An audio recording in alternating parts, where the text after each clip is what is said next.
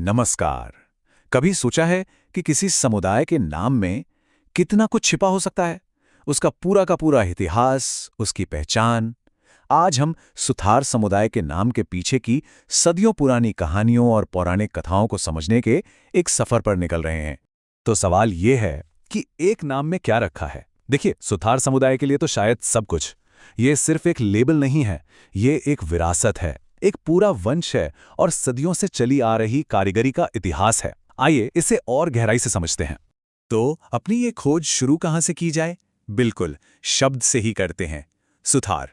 इसका असल में मतलब क्या है और इसकी जड़ें हमें कहाँ तक ले जाती हैं? चलिए पता लगाते हैं। देखिए, आज हम जो सुधार शब्द इस्तेमाल करते हैं ना, उसकी जड़ें असल में प्राचीन संस्कृत के एक शब्द सूत्रधार में है। ये अपने आप में एक बड़ा ही दिलचस्प उदाहरण है कि कैसे समय के साथ साथ शब्द अपना रूप बदल लेते हैं। तो ये सूत्रधार आखिर होता कौन था? अगर शाब्दिक अर्थ पर जाएं तो इसका मतलब है धागे को धारण करने वाला। जरा सोचिए, एक आर्किटेक्ट या एक मास्टर शिल्पकार जो किसी भी बड़े प्रोजेक्ट को दिशा दिखाता है। प्राचीन दुनिया में यही एक सूत्रधार का काम था।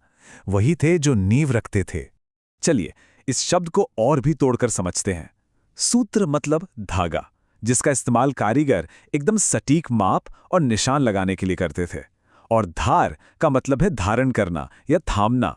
तो दोनों को मिलाते तो क्या बना? सूत्रधार, यानी वो इंसान जो सचमुच में किसी निर्माण का पूरा ब्लूप्रिंट अपने हाथों में रखता है।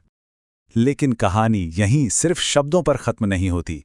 भाषा की जड़ों से भी कहीं ज्यादा गहरी एक पौराणिक उत्पत्ति है जो हमें सीधा दिव्य वास्तुकार भगवान विश्वकर्मा तक ले जाती है। ऋग्वेद में उन्हें क्या कहा गया है? ब्रह्मांड का दिव्य इंजीनियर। भगवान विश्वकर्मा सृजन और निर्माण के देवता हैं। और यही पौराणिक कनेक्शन सुधार समुदाय को एक बहुत ही पवित्र विरासत देता है। और यहीं पर सबसे महत्वपूर्ण कड़ी जुड़ती है। पौराणिक कथाओं के अनुसार सुथार समुदाय को भगवान विश्वकर्मा के ही एक पुत्र मय का वंशज माना जाता है। तो ये सिर्फ एक हुनर या शिल्प नहीं है, ये एक दिव्य वंश है। चलिए इस वंश को थोड़ा और करीब से जानते हैं। पुराणों में भगवान विश्वकर्मा के 5 पुत्रों का जिक्र मिलता है और हर एक बेटा एक अलग शिल्प परंपरा का प्रतीक है। स्कंद पुराण हमें बताता है कि विश्वकर्मा के 5 पुत्र थे और ये 5 का आंकड़ा बहुत महत्वपूर्ण है। माना जाता है कि हर पुत्र ने एक अलग कारीगर वंश की स्थापना की। तो ये हैं वो 5 पुत्र: मनु, मय, त्वष्टा, शिल्पी और विश्वज्ञ। स्कंद पुराण के हिसाब से ये भाई ही थे जो अलग अलग तरह की कारीगरी के संस्थापक बने। इन्हीं 5 भाइयों को लोहार और बढ़ई जैसे बड़े बड़े कारीगर वंशों का पूर्वज माना जाता है। मतलब ये सिर्फ कुछ लोग नहीं थे, ये तो अपने आप में पूरे के पूरे शिल्प वंशों के संस्थापक थे। लेकिन क्या सुधार समुदाय की विरासत सिर्फ बढ़ईगिरी तक ही सीमित थी?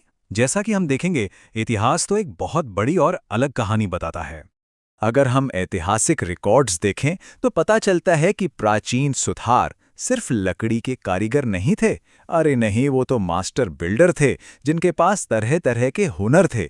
वो कई अलग अलग तरह के निर्माण और शिल्प कलाओं में शामिल थे। उनकी भूमिका कहीं ज्यादा बड़ी थी। तो ये सारी बातें हमें एक आखिरी और बहुत ही दिलचस्प सवाल पर लाकर खड़ा कर देती हैं। किसी भी समुदाय की विरासत को असल में कौन परिभाषित करता है?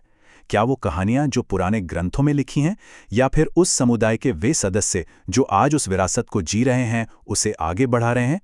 ये सवाल सोचने के लिए है।